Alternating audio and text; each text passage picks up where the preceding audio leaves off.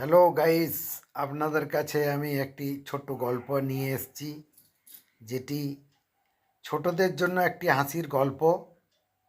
বাঁদর আর টুপি বিক্রেতা।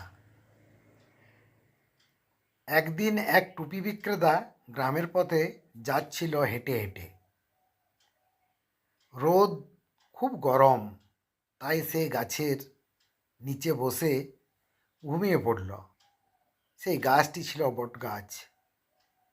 তার মাথায় একটা টুপি ছিল, আর বাকিগুলো পাশে রাখা ছিল।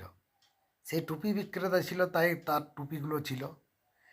এই সময় গাছের উপরে কিছু বাঁদর সব টুপিগুলো নিয়ে চলে গেল।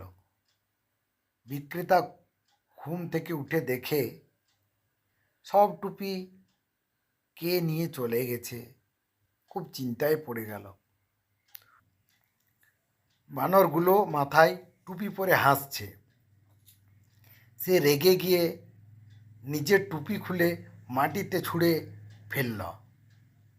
হঠাৎ দেখে বানরগুলো তার মতো টুপি ছুঁড়ে ফেলল। বিক্রেতা তাড়াতাড়ি সব টুপি কুড়িয়ে নিয়ে হাসতে হাসতে চলে গেল। এর থেকে আমরা কি শিখলাম? যেটা বুদ্ধি খাটালে বড় সমস্যাও হাসি দিয়ে সমাধান করা যায়। ভিডিওটি ভালো লাগলে লাইক, শেয়ার, কমেন্ট করবেন। সুস্থ ও ভালো থাকবেন। ধন্যবাদ।